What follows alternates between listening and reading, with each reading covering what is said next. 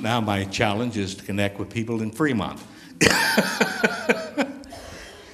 Now, the challenge of that is something that every practitioner of religious science, and remember, every minister of religious science is a practitioner.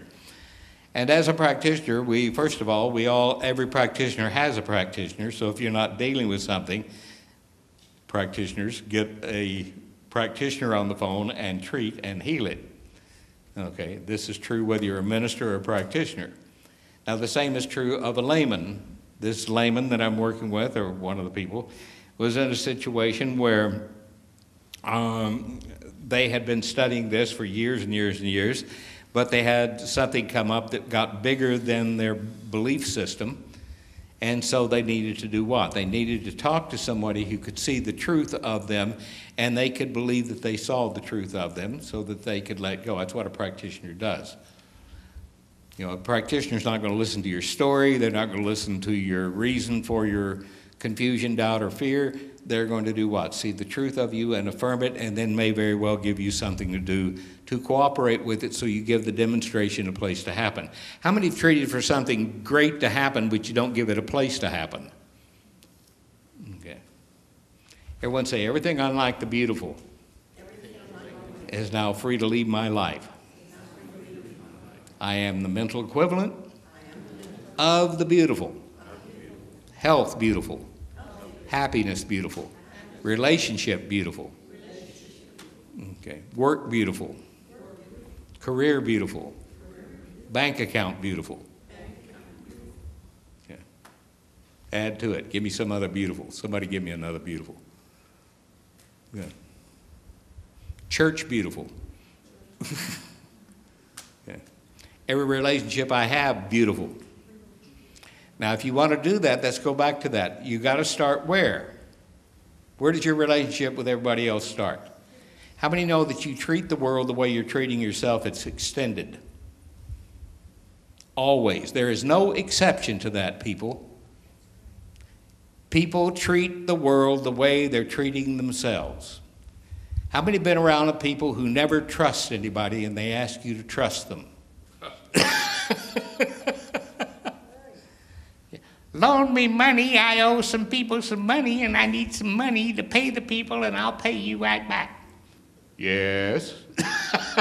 How many been down that path? Okay. Yes. So everyone say, I choose to be the best I know how to be in relationship to myself. Now, in my wonderful book that I recommend to all of you, and if you don't have it, I'll sign it at the break. On page 81 in Spiritual Courage, I say in the first paragraph, it does not take a metaphysician to understand the simplicity of a spiritual courage. To believe a healthier, happier self is good enough to be true, and to prepare for it gives it permission to give birth to itself as our experience. Everyone say, I am courageous enough to let something wonderful happen now. And that's the way it is. How many ready for something wonderful to happen now? Now, what do you know? How many know that the wonderful you need to happen now is who? You. You're the wonderful that needs to happen now. And when you know this and know you know it, then what happens? You begin to unfold from a new understanding of yourself. And as that unfoldment begins to celebrate itself, something beautiful happens. And what happens is you discover that you are experiencing the most effective prayer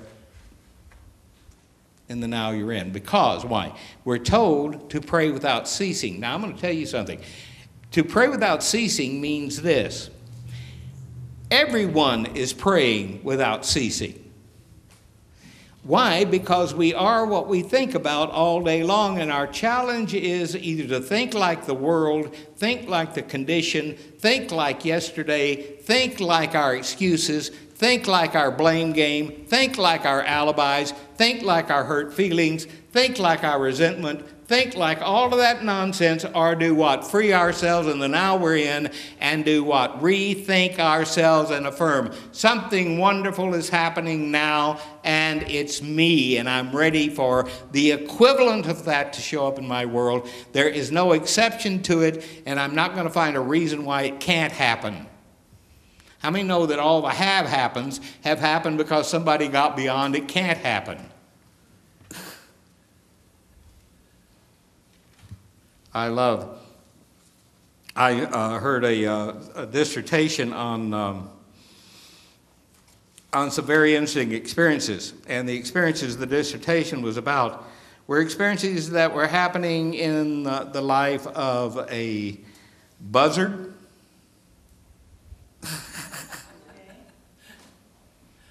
a bee. Okay. Now, a buzzard, how many know that if you catch a buzzard or an eagle or any of the big birds and you put them in a small cage with the top open, they won't leave? Why? Because they need some takeoff space. Okay. They need some takeoff. Put a bumblebee in a jar, in the bottom of a jar, and it won't fly out. Why? Because it needs to do some other thing. And what I'm talking about here, the bee needs to do what? If it wants to go forward, it first has to do what? Get higher. Okay. And if the buzzard or the eagle wants to fly, it needs to do what? Get higher. Okay. And maybe this morning the awakening you need to have is to realize that the great good you're accepting right now only requires you to do one thing, and that is to do what?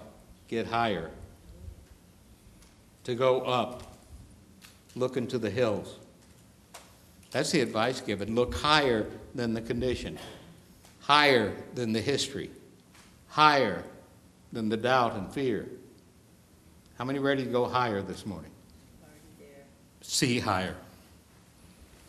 Dr. Holmes says in this handout, prayer is its own answer. The last two paragraphs, we can be certain that there is an intelligence in the universe to which we may come that will guide and inspire us, a love which overshadows. God is real to the one who believes in the Supreme Spirit, real to the soul that senses the unity with the whole. Every day and every hour, we are meeting the eternal realities of life.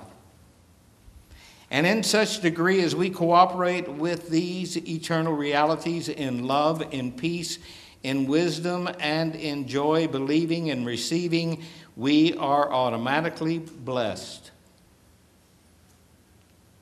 Our prayer is answered before it is uttered. Our prayer is answered before it is uttered. Let the love in you greet the love in your world. And every day, do what I do when I board a plane.